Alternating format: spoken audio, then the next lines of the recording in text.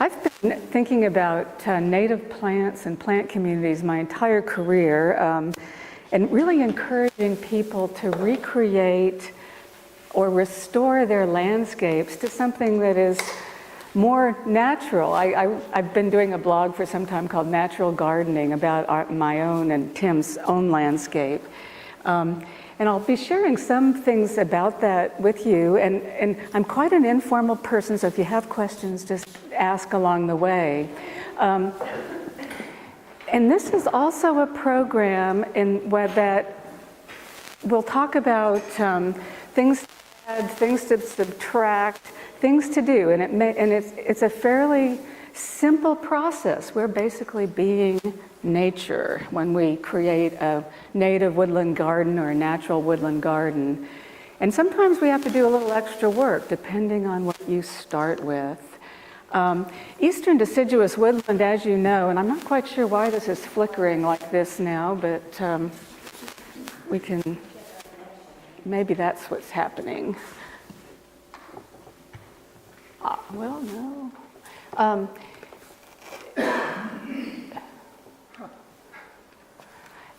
Really stretches, we share a lot of the same same forest types, forest communities, even the same plants. Why don't we do that? We'll just see if it'll reboot somehow. How many of you have come from elsewhere to this wonderful part of the world? Okay, and that's typical when I ask people that. Well, yeah.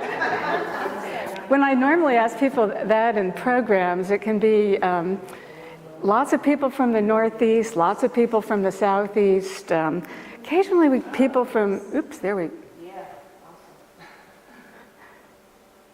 well, I wonder what, but in any case, in some cases, we know a lot of the plants already. In other cases, we may be new to the area, new to natural history, and we're like, oh man, there are all these plants. Or I do a lot of landscape, 2-hour landscape consultations as benefits for the gardens that I teach at. And I had a couple who's moved here from California. Now, Tim Spira, my spouse, and I came to the Southeast 30 years ago, all new plants. So those of you that may have come from from New York, it's not all new plants, just some new plants. So we all start somewhere. So you probably know that we've got a number of different kinds of forest types, from oak hickory forest, northern hardwood forest, alluvial forest along stream sides, lots more of them too. And here's just a map that shows you some of the variation. And in this part of North Carolina, and really all over the western North Carolina, we have a lot of diversity in elevation, as you know, land use history, what soil types we have, and what kind of forest types we have. If you go on a hike up in Chimney Rock, for instance, along that trail from the lower bit on up, you pass through rich hardwood, rich cove forest, to acidic cove forest, to rich cove forest. As you go on up towards Hickory Nut Falls, rich cove forests are the ones that are so species rich. Some of you know Station Cove Falls, Pearson's Falls here, because of that neutral pH. Wonderful fairyland of herbaceous wildflowers. We have lots more acidic cove forests, but those are the forest types that most of our eastern U.S. landscape wants to come back to forest in some way. We clear it for pasture, we clear it for farmland, but the forest wants to come back. Of course, we also have the non-native things that are coming along, and they go, here I am, and they need to be dealt with too. But these cove forests are normally what we think of native woodlands here in the northeastern U.S. You know, with that rich understory of wildflower species, yeah. On that previous slide, could you show where's the Piedmont plain? You know, that's a good question. It's not very obvious, is it? The spine of the Appalachians, which some of you probably know go all the way up to the northern tip that goes down into the sea and the Gaspé Peninsula, are really here, the Blue Ridge and there. The Piedmont Plain has got to be kind of in that area. It's not real clear. In the Piedmont, some of you may have heard Tim talk about, you know, his book about wildflower ecology. And he talks about 21 different plant communities, and he's including both the Piedmont and the mountains. There are many of those same plant communities. So it's not so different. The Piedmont's still quite rolling than it is here in the mountains. So everything east of the Continental Divide is the Piedmont Plain? No, there's all kinds of different features of that.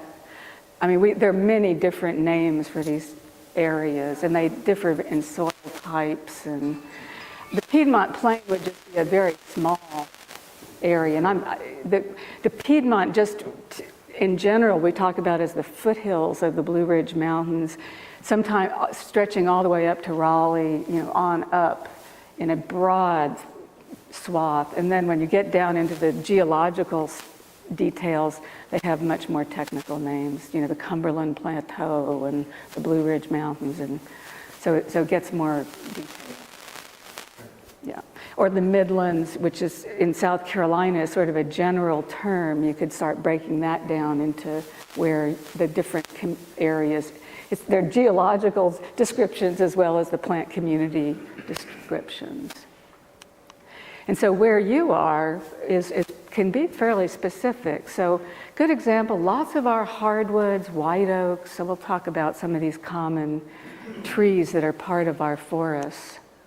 I already mentioned Tim's book that he organizes by plant communities, and that's been a really interesting thing. As plant ecologists, we think about the world like this. You know, is this a hardwood forest here? So when I'm driving here to this place, I'm looking around at what the landscapes look like to me. Are these planted pines? Does this look like a hardwood forest? Is this a dry chestnut oak forest ridge? Is this you know, how disturbed is it? That's the kind of thing. And what are the characteristics plants? What would you expect to find there? And this kind of created garden is not what you'd expect to find except in a rich cove forest. And I noticed Patrick McMillan, our director at the South Carolina Botanical Garden, is going to talk in November. We have at the South Carolina Botanical Garden a wonderful planted, or I should say enriched area that is a rich cove forest garden, right next to an acidic cove forest garden. And this is part of our Natural Heritage Garden Trail, and it's full of really fabulous plantings.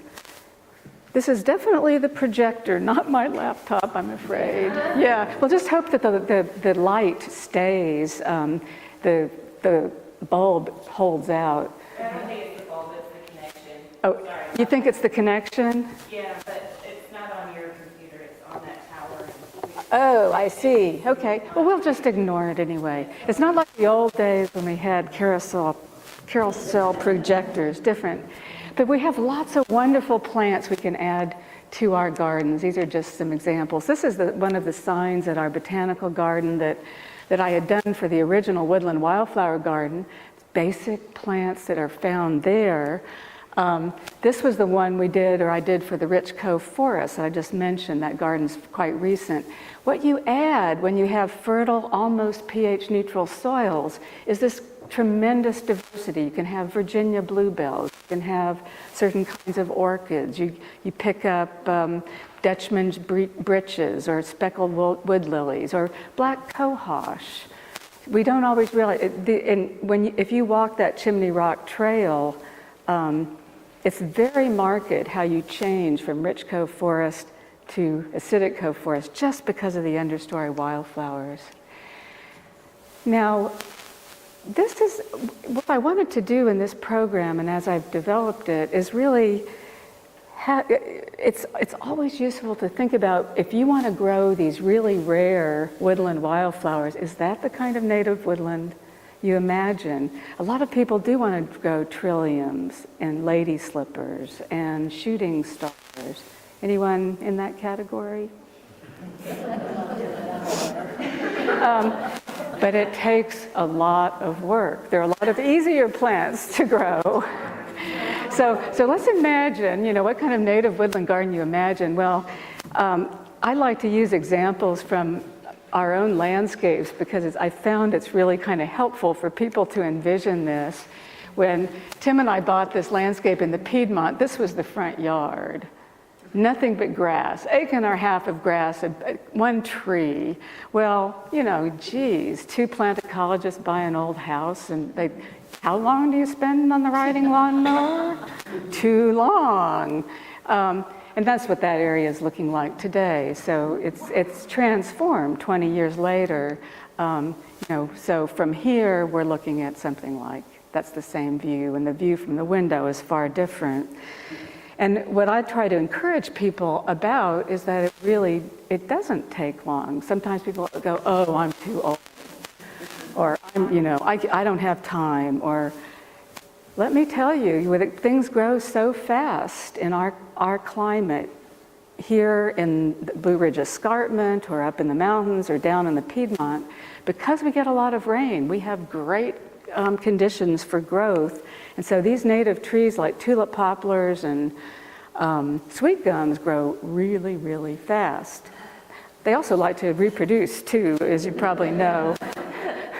But that's just part of that story. We're thinking about restoration. And I like to always talk about a stewardship message, whether we have a big property that we're turning pasture into, a woodland that we're trying to make sure that we manage for the native plants, or in our case, we want to move out of this landscape, leaving behind lots of native plants in this landscape, in the front and the back, that have transformed what we bought as a lawn. And that makes, me and Tim feel real good about that. Anyway, this is just an example of what it looks like. So let me just poll. It varies a lot as to who, when I'm doing this particular program, who's in the audience. How many of you already have some woodland? Some woodland. How many? Nope, no woodland. No. Or how about a weedy thicket of invasive species? Oh, good. Oh, well, open pastures, some open pastures. Any people on streams or alluvial ravine forests, they have their own challenges. I've actually done 2 visits of people's sites here in this area, and one of them was over near in Bat Cave, or near Bat Cave in Girton. And she actually had a wonderful old cabin, but it was totally surrounded by horticultural plantings, including ivy. So what she was wanting to do was totally rip out all the non-natives to create a native garden. And she had done just a tremendously great job of it. I think just wanted me to come by and say, what I thought of it, but it was really beautiful. So we're really looking at, if you want to create, and it can be a little pocket. It doesn't need to be some vast landscape. It could be a small pocket that you're going to plant with woodland understory species, simply, or we have a little planting area up in Asheville that, I kid you not, Tim said the other day, we're sitting on the deck, he goes, that's going to be my acidic forest planting. And I'm sort of, because we lost a sassafras and he put in a Fraser magnolia, then the Fraser magnolia didn't make it, he's putting in something else. And I think I tried to sneak something in there, and he said, no, doesn't belong in the acidic forest. But anyway, there can be a very small little area. So assessing your site. We're acting like nature, yeah. I have about like a 10-foot acre I want to fix up and put the small planting, but the trees in it are like 6 foot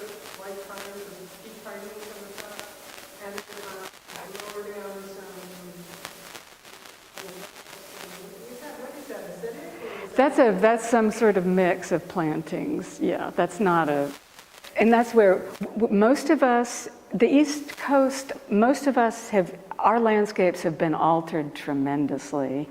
So what eastern white pine, in maples wouldn't normally be together, but we in small areas, lots of our more adaptable natives will be coming in and colonizing, and they could have been planted. Analyze to figure out what plants to put in there, is that right? Yeah, and we'll talk about that because we don't always know what in our urban suburban landscapes was the landscape history of our site. Was it in lawn for 80 years like our landscape in Clemson, or was it a pasture? Was it logged? I understand that Walnut, this area here had been planted pine, and as well as woodland. So there's a lot of landscape history that affects what we see.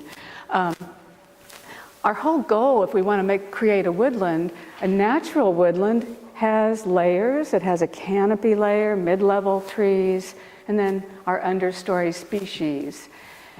The key here is that if you want to have some of those woodland wildflowers that want to be in those rich cove forests, we're talking serious soil amendment to do that. Some of you may have heard of Bill Kalina. I brought 3 of his books with me because he's just such a great resource. He used to be at Garden of the Woods in Framingham, Massachusetts, that's run by the New England Wildflower Society. He was the director of horticulture. He's now at the Coastal Garden up in Maine.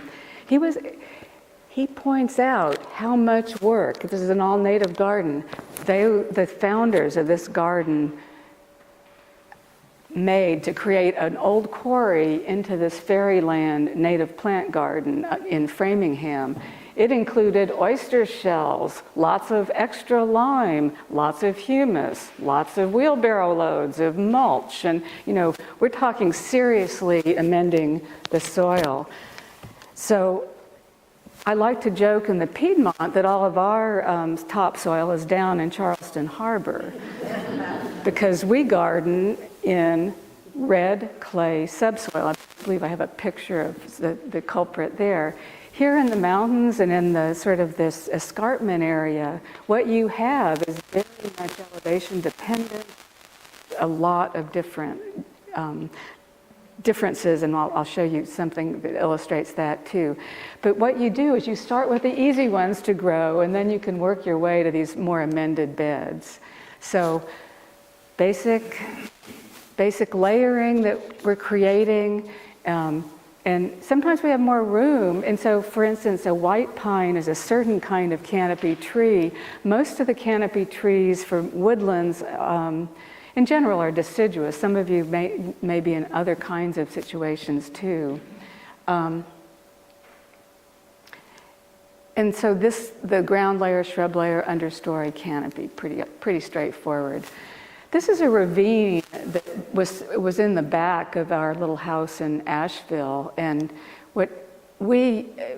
all these overstory trees were there, but what the understory was honeysuckle, ivy, privet, trash. I saw on y'all's website some work at removing what looked like old sinks, old toilets. There were all kinds of things back in this ravine, that we had to haul, or Tim hauled out. I take no credit for that. But you can see you've got this kind of mess. A lot of people are faced with that. And old plantings. Do you have much English ivy that's still, people that were planted it a long time ago? Particularly, I was thinking too, as I was driving over here, is that because of the railroad grade, railroads were notorious for bringing in invasives, and then they jump. No, ivy is coming in through horticulture. But these are some of the kinds of challenges that you may have, or you have in general, in terms of creating a woodland garden. You know, your soil may be dry. There may be tremendous root competition with the existing trees, because in more urban settings, and I'm assuming most of you are not in that most of the time, but a lot of people are raking up all their leaves and shipping them off elsewhere. Keep them. You know, really, it's like, what? You're shipping them off? You know, we don't have enough organic matter, and it breaks down rapidly. Whether you're, you know, a woodland gardener, a native plant gardener, or I'm also a crazed vegetable gardener, you know, you have to keep adding organic matter. Lots of our soils are too acidic to grow some of these rich cove forest kind of wildflowers, but also more acidic than they normally would be. Too much light and too much shade, yeah.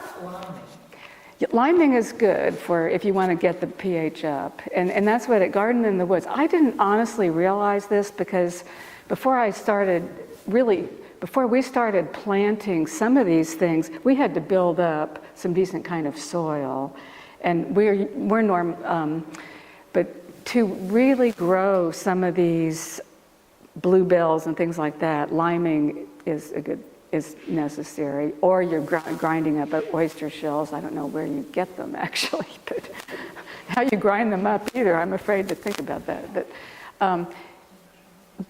But definitely, if you want to have some of these fussier wildflowers, pH is really critical. For some less fussy ones, it's not so critical. When we did the Rich Cove Forest Garden down at the Botanical Garden, it was an existing fern garden, or partially a fern garden with the overstory. We literally lifted all the soil, lifted it up, amended it with lots of lime, lots of leaf litter, lots of compost from the nursery area, then brought it back. We had little pockets that were higher in pH because of the runoff from the mortar up above from some of our stone wall construction projects. Can you imagine that we hit these little pockets that were higher pH? And you're thinking, well, why is that? And you realize it's because of runoff from up above. And you may find that in your own landscape. You know, if someone's dumped a bunch of wood ash over many years, it's going to be higher in pH. Here in the mountains, it's much more variable, and you can have a lot of differences. So again, I don't mean to hammer this to death, but to grow wood wildflowers like these herbaceous wildflowers, the spring ephemerals, the wildflowers that flower in spring, summer, and fall. They really need that humus-rich soil and lots of decomposed leaves and other organic materials. Some are tougher than others. Bloodroot is really easy to grow. Yeah. What is humus-rich? Humus is what, if you compost, or if you dig into a decomposed leaf litter out in the woods, the humus is what's left after all the organic matter has sort of partially broken down. It sort of looks like coffee grounds, and it's spongy, and that's what humus is, more or less. So decomposed leaves, leaf mold is an old term for it. Here's the infamous subsoil. We can hit things that look like greasy, nasty clay, slick-looking clay. I am hitting a lot of that up in Asheville, where there are these nasty clods. Anyone have that? It's really totally anaerobic, icky stuff. This, having rocks, just all kinds of variation. This is actually an area over near Franklin. If you can go on those web soil survey with the U.S. Soil Conservation Service, zoom in, and I did this yesterday for Polk County, zoom in and find your property. What you find and what you see is something like this. This is not here, but is over in Franklin. But you'll see this kind of soil mapping. It's interesting largely because you can realize, and you can see from these satellite views, how this land use history can affect what you have. You may have had that soil there, but there may have been a lot of alteration to it, you know, and you can then read the analyses of 30 to 50% slope stony in this particular kind of soil. You know, stony, this one eroded, 8%. Hayesville clay loam, you know, 8% slope eroded. And that gives you clues, and you can see how, and this is primarily useful just to make the point that there's a lot of amending that you might need to do to make a really good woodland. I really like leaves. Tim, my spouse, really likes leaves. He really, really likes leaves, and happily in Asheville they bag them up and go around, or the homeowners bag them up, and you can go around snagging leaves. And you might have seen that oversized Volvo wagon out there. It can hold a lot of bags of leaves.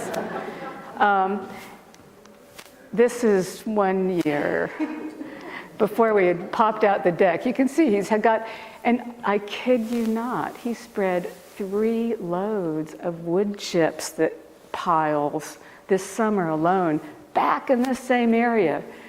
This is serious adding organic matter to your landscape. Yeah. Wood ashes too?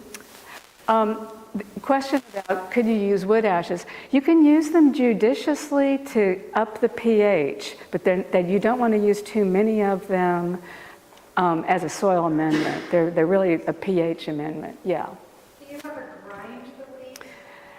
We don't have time to grind leaves, but lots of people do chop them up. Speed them up? Yeah, it'll speed up. Most of our deciduous leaves will break down fairly quickly. If they're in bags like this for a while, they break down.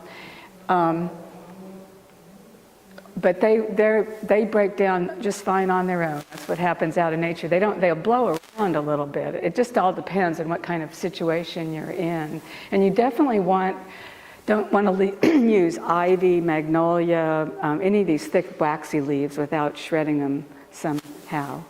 I have some neighbors who are so afraid that if they leave the leaves on the ground, it'll be a fire hazard.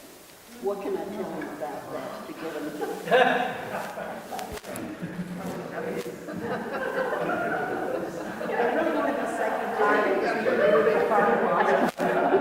Wow. I thought the question was going to be about voles or snakes. Those are the other two I've heard. I've never heard a fire hazard. Wow. Crazed by it. Did they come from the west, or did they come from the west, or why would you worry? We got so much rain. I'm not sure about the others. I mean, how many wildflowers do we hear about in western North Carolina? You know, not many. Well, here's a thought. I mean, you have to really work hard to do a prescribed burn, usually, to let it dry out. I mean, think about how much, I mean, in this part of this area, aren't you getting some extra, how much rainfall is normal in your here? I mean, is it like 50? 50 to 60. It's less in Asheville. It's more it's about 50 in the Piedmont. And it's evenly spread. We don't have a wildfire season. Last year we got twice as much rain. We had a hugely, hugely wet year for most of the Southeast 2 years ago. Yeah. What about walnut and pecan leaves? Well, pecan leaves, as far as I know, are fine. Black walnuts, as probably most of you know, have a allelopathic compound in them called juglone, and there are a lot of plants that can't grow under black walnut because of that. What I've read, and I haven't had any experience with this directly, is that as the leaves decompose, the juglone breaks down. So after about 3 weeks to a month, it supposedly is okay. So, but Black walnuts are kind of a different category. You can look at lists of what can grow under them. Some of these woodland species do fine. So we have a lot of places where black walnuts have been planted because they were desirable. So we have an echo of black walnuts in our landscape. Okay, never too many leaves. And this is what this area looks like today, looking down out into this ravine forest that you saw all that ivy. There are things that have been added back. That's what we were starting with, but really nothing. And what basically the process here was clearing out all the invasives, planting understory trees, so many of which we'll talk about: Halesia, silver bells, Fraser magnolias, sassafras, all sorts of understory, mid-story trees, lots of those. And now we're getting to the woodland wildflowers, a lot of shrubs, rhodos, mountain laurels, native azaleas, etc. So that's what we look at. If you happen to like to add this stuff, mulch that's ground up wood chips from tree trimming operations, and this is not for the faint of heart or weak of shoulder, mind you.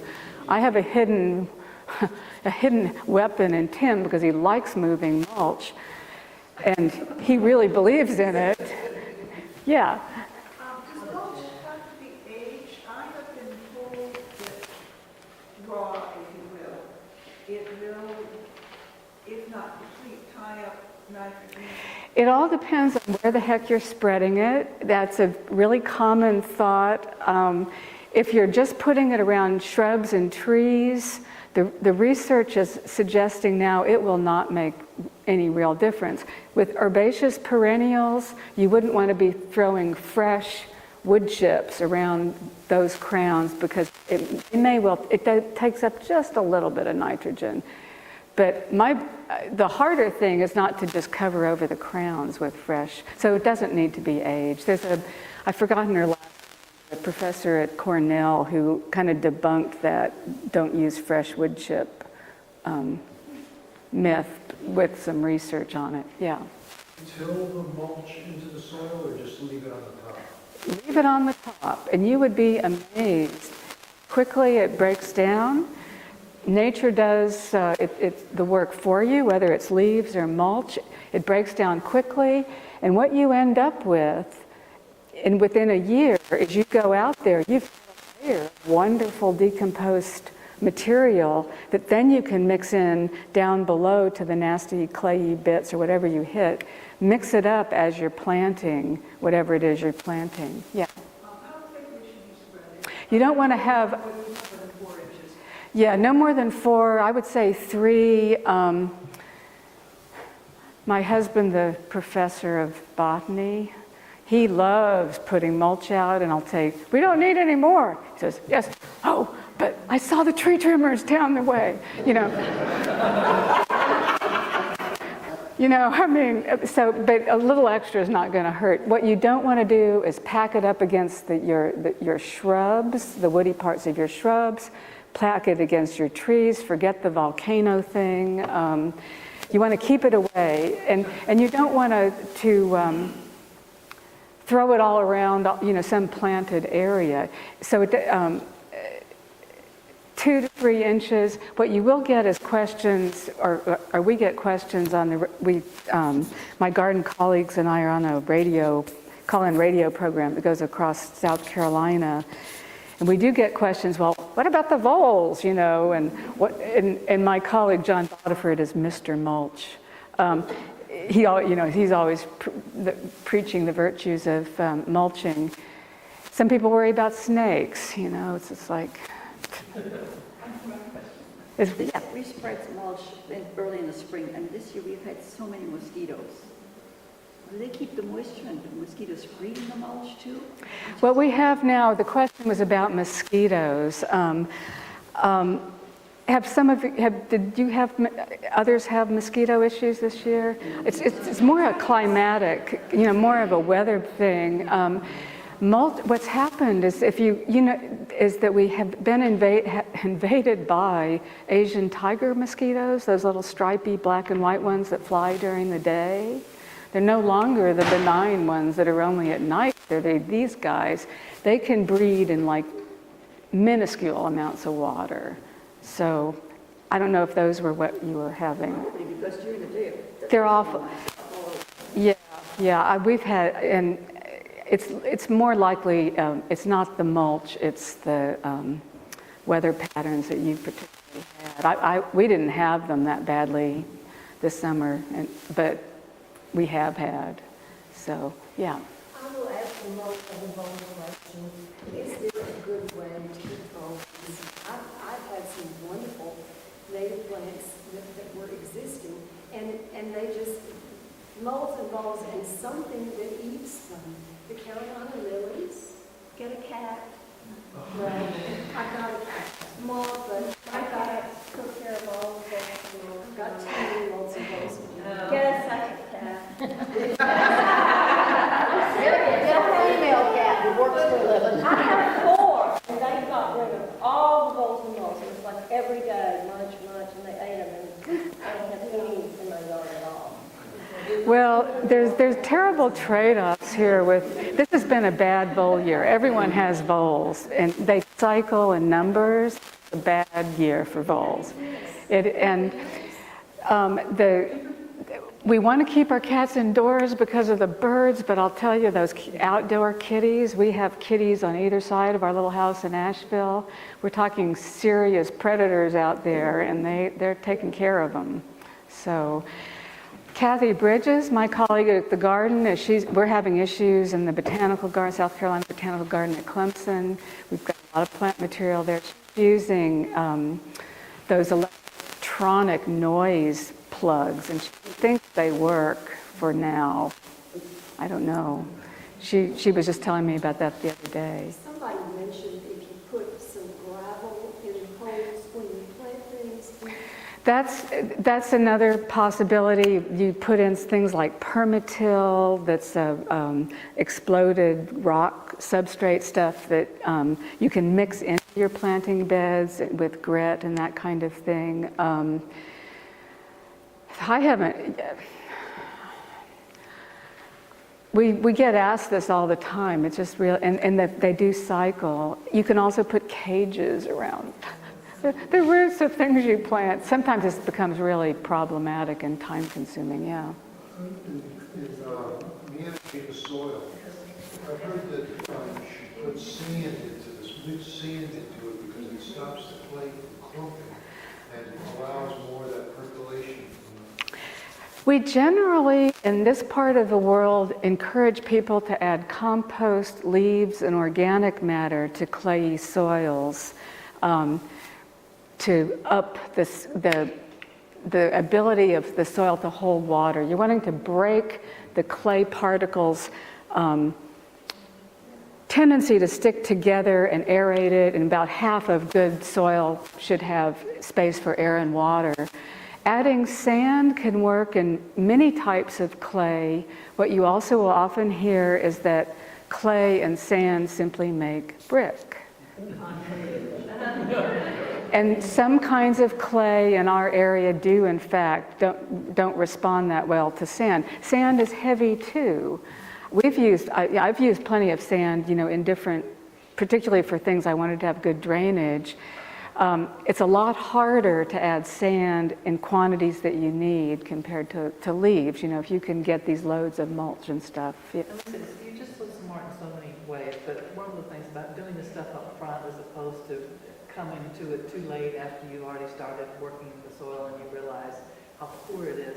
And so I just do a shovel at a time. Absolutely. I fill up whatever it is from the kitchen, and it's in a smelly Tupperware container. Take it out, I just dig a hole, I dump it in, and then Perfect. mulch over the top. And, Yeah. and I've got good soil in 6 months. Yeah, and that's sort of a method. What Susan's talking about is a sort of like pit composting or lasagna gardening.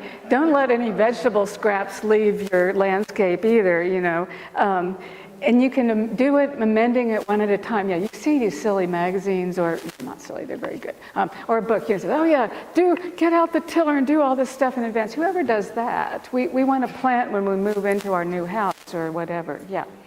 If you don't have free mulch, I've heard people say use cardboard or newspaper underneath and put the mulch on top. Is that okay, or are there cardboard's a great, in paper too, for that matter, is a great soil.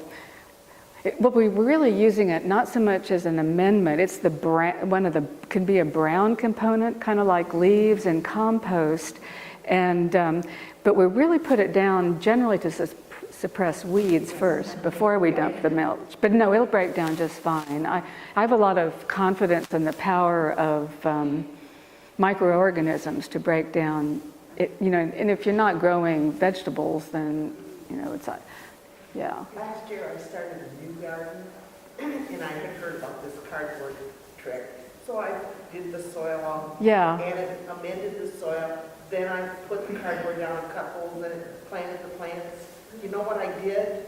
I created a wonderful place for the voles to go under the cardboard and eat the roots of all the plants that I have planted.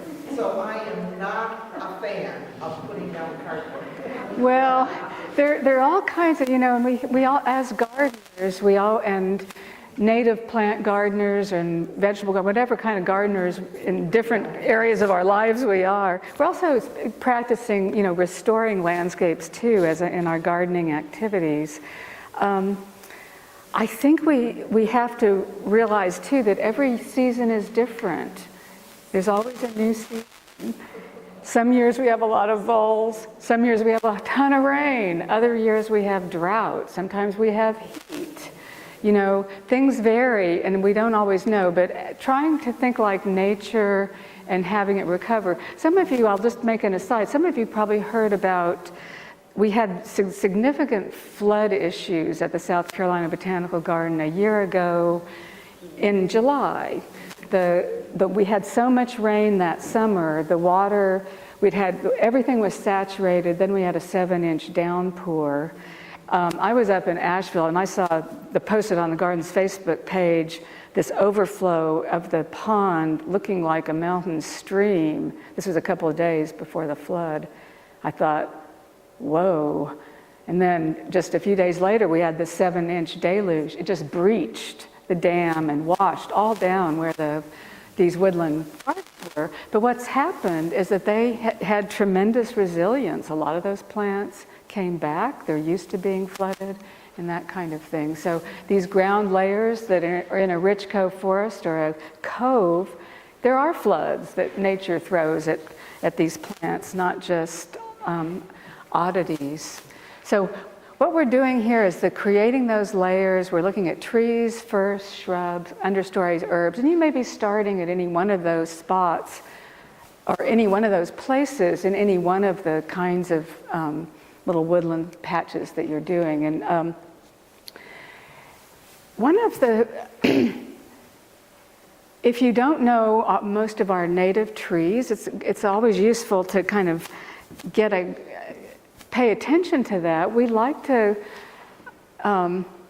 overlook very common trees like tulip poplars or white oaks or hickories. When have you ever seen a hickory for sale? Well, hickories are generally planted themselves, but these are great. These are part of our overstory woodlands forests. People love to hate sweet gums, especially if they've planted them next to their driveway. I just tell people to plant sweet gums somewhere they're not going to be bothered by the sweet gum balls. Goldfinches love their seeds. They're beautiful fall color. They grow fast. I really. What's that?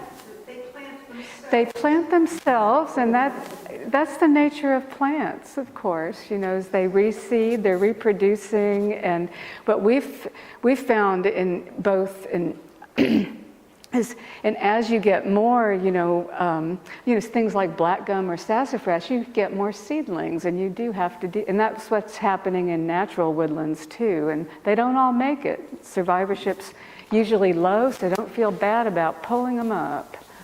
Yeah, Which one? yeah, well, either one, yeah.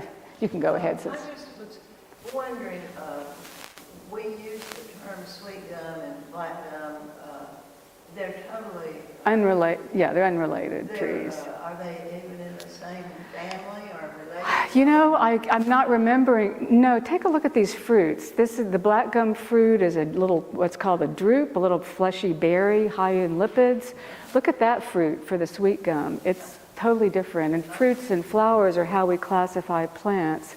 And I'm not remembering the family off the bat, but they're not really related. I remember always bring it off for toothpaste. And for chewing, because it's got a sweet gum. It's, yeah, yeah.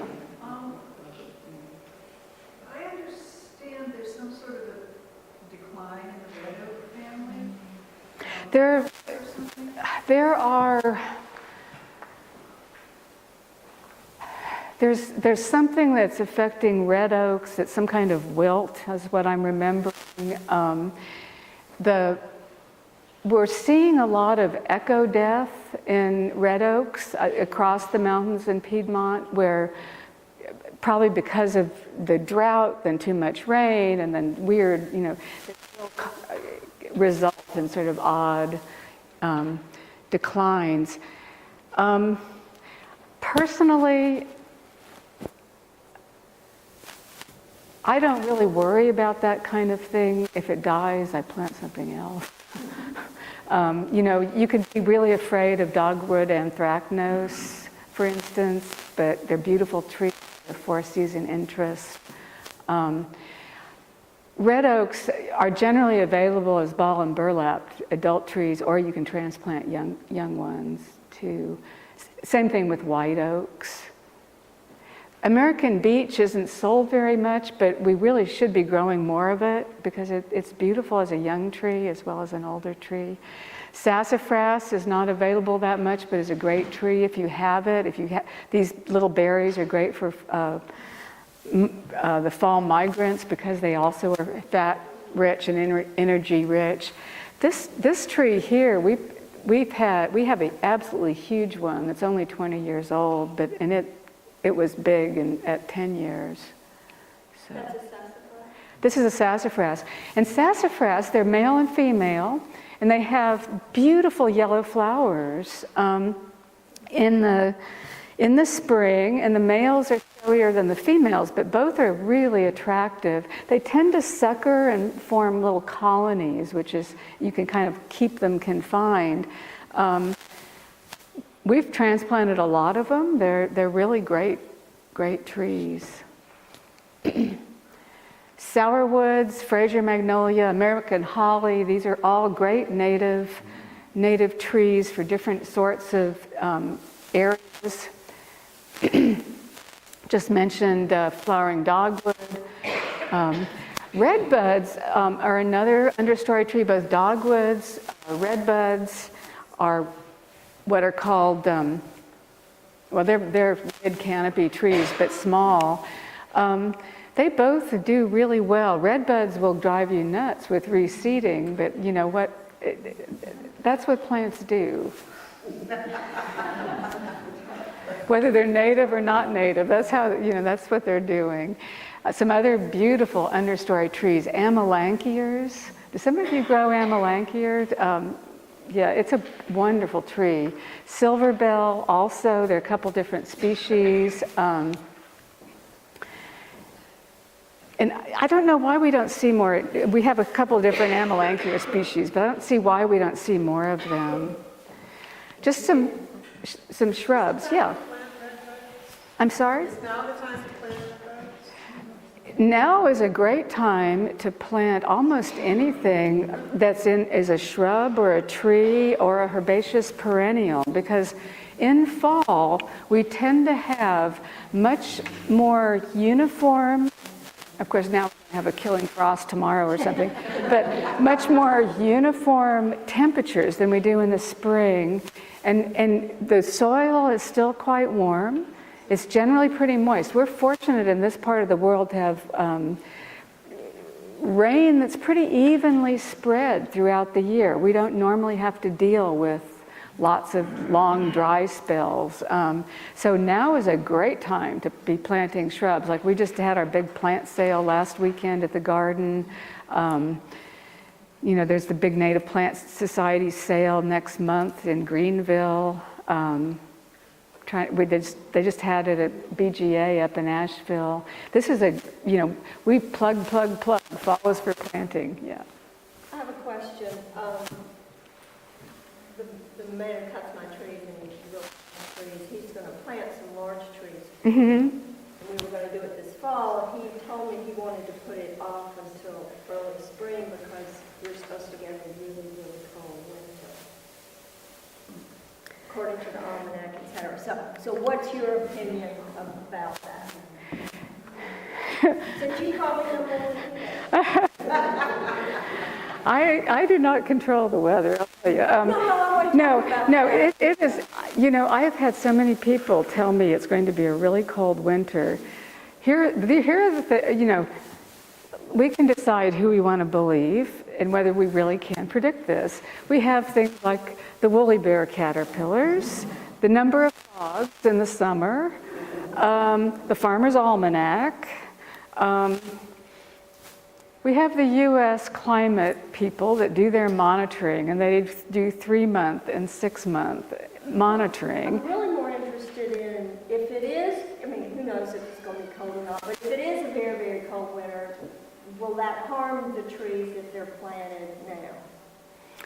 That's my question, really. Well, that question is all dependent on the quality of those trees. What are their roots like? Did he amend the holes as he plants them? And last winter, we had a couple of severely cold days, much, much harsher than normal, pretty darn late. Where it's really damaging. If it's just cold, it won't, they're growing all through the fall. And so the answer is really, are they ball and burlapped? I don't know, we don't have the trees yet. Okay. But, so you're basically saying, I think if the tree is a good quality tree and it's planted properly. I think I'd go ahead and plant it, but on the other hand, there's nothing wrong with planting the trees in the spring either. You just have to be prepared for watering. What you want to do if you really have a dry, hot spell. And I've done a couple of site visits where the homeowner, and I'm thinking in particular, there's one near here, not the one at Bat Cave, but one somewhere around here somewhere. Her landscaper put in dogwoods a little high, and he didn't amend the soil at all. Dogwoods have shallow roots. They need lots of mulch. She didn't put any mulch on top of these. They were really suffering. But it all depends on where they're dug and whether they got a good intact root ball, and so what they're like, yeah. I'd like to comment on that just a little bit. Sure.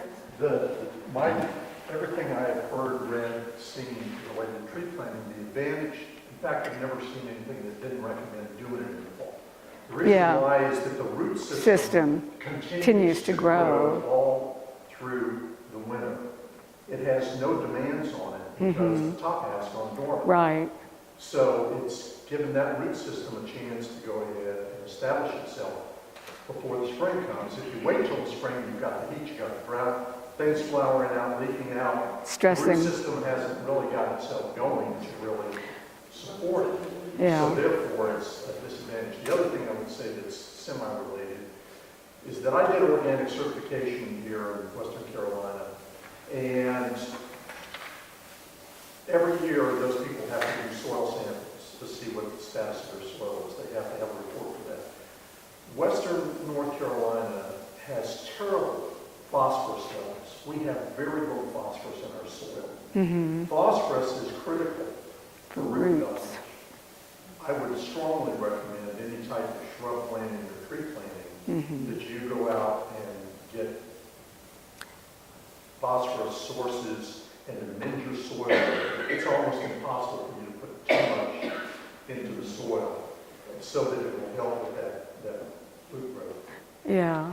That's great advice and comments. And I think and the point about the root growth in the fall is really important. And remember, think of how seldom we have frozen soil very deep. And I think I'd try to get your guy. I've also been hearing from people that they're having trouble as the economy's picked up. They're having trouble getting their guys to come who used to be reliable because they're being sucked off to big jobs. and so there may be some of that. Yeah. I used to work with a nursery down in Spartanburg, and he said the two most important things whenever you plant, especially in the winter, mulch, well, you're connecting. Yeah. Mulch, and you need to, in the first couple of weeks, and then thereafter, when it gets really dry, make sure they're wet. He said more things get killed because they go into a cold spell with dry soil. Absolutely. If the soil is well moistened, Yeah. then they'll That's also a really good point because we forget because they're dormant, they've lost their leaves, that the roots are still growing and do need that. So that's a really good point.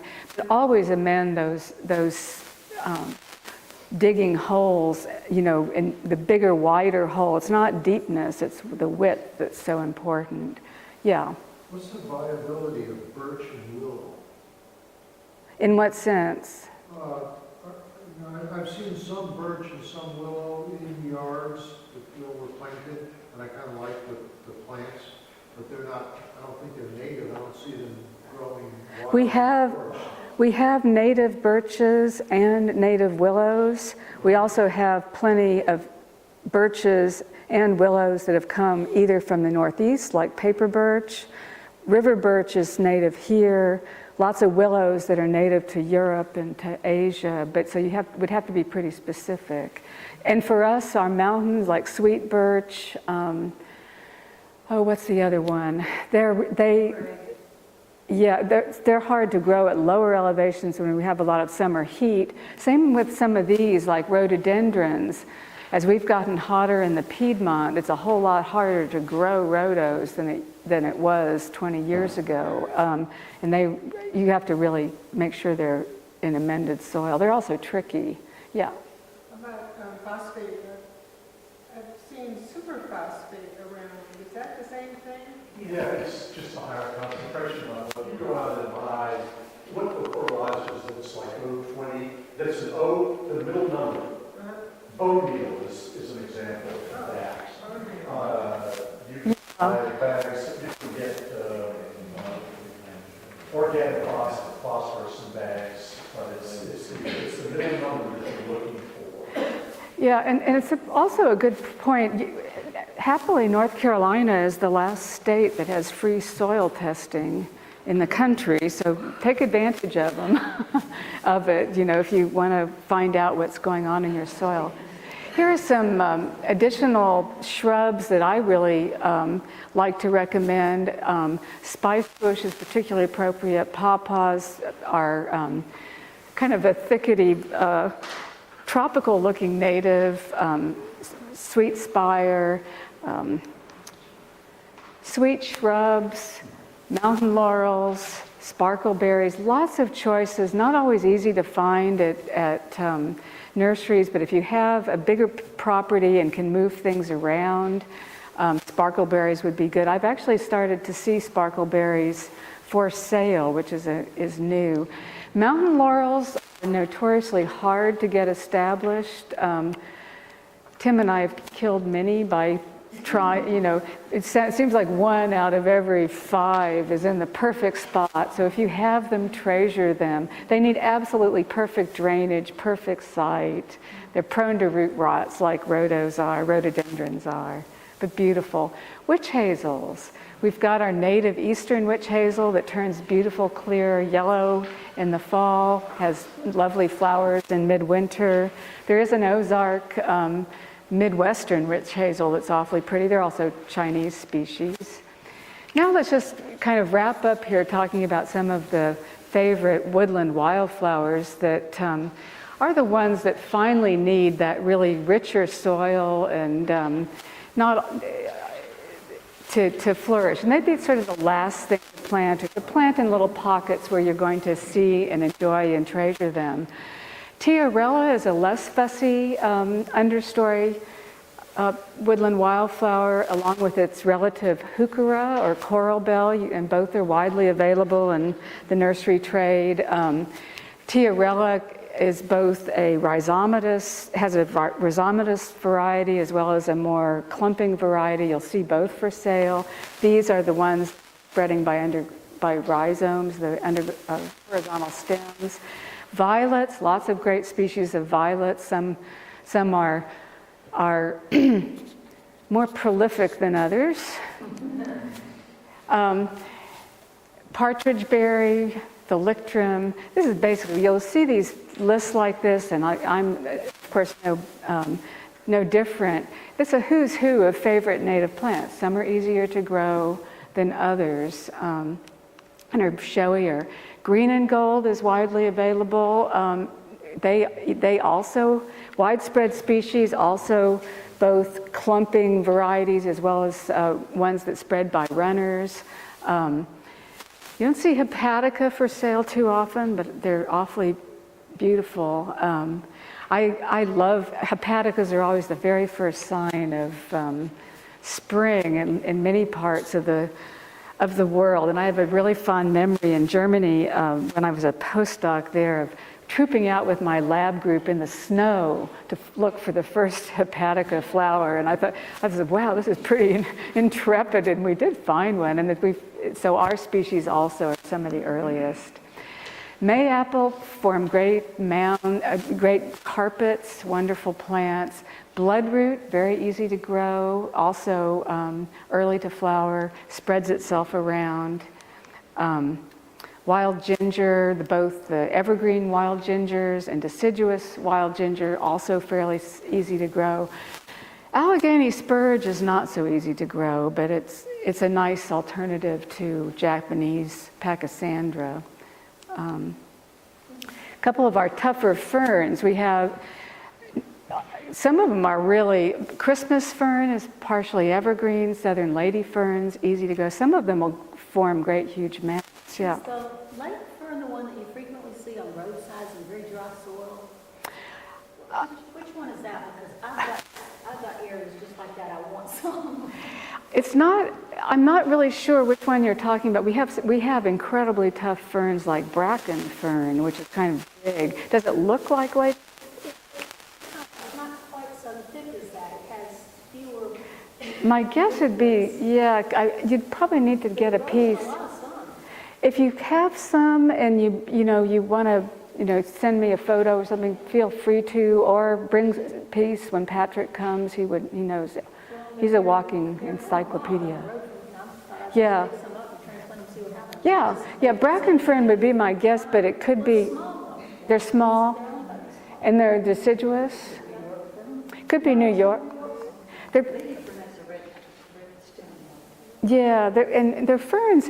A good place to look at ferns is Botanical Gardens of Asheville, because they have them all labeled, and it's a really good place to kind of fern ID skills. Bluebells require a nice neutral pH. They're easy to grow if you have that. You don't see them in many of our forests because there aren't that many neutral sites. Where you do see them, you'll see carpets. Trout lilies, wonderful to have, will spread well. A lot of ant dispersed seeds with these.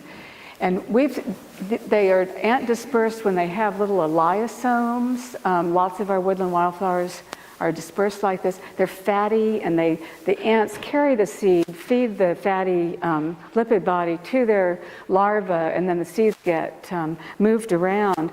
And what has been really fun is we had one big big bloodroot, this one here, and we planted it out front in this little patch, and sure enough, we've been having all these new bloodroot seedlings pop up, and it's just so much fun. Like this last spring, I'm like, wow, look, there's all these bloodroots that are now out there, and so just from that one plant. I think They have a compound that, they have this really red sap, and they have a compound called sanguinine in them. And they are very abundant in the one part of the botanical garden that we do have deer. So I don't know the answer to that. Deer will eat anything practically if they're hungry enough, and it's a dry year. I would try them. They really love trilliums and hostas, of course. So I know we've taken a bit more time than maybe we needed to on this subject, but if you, I do have posted on the right-hand side of my blog, which is called Natural Gardening, a version of this presentation in a PDF version you can click on. And I believe this handout too, but that's not so, you've already got a paper copy of it. I will mention that these 3 books that I know that Bill Colina has done, if you really are interested in learning more about how to grow from a horticultural point of view some of these plants, his books, there's one about wildflowers, there's one about native ferns and mosses, and one about trees, shrubs, and vines are really great resources. Because he's actually growing them, they're a lot more useful than some gardening books might be. I feel free to contact me. I think email address on that. If you're if you have other questions, now that I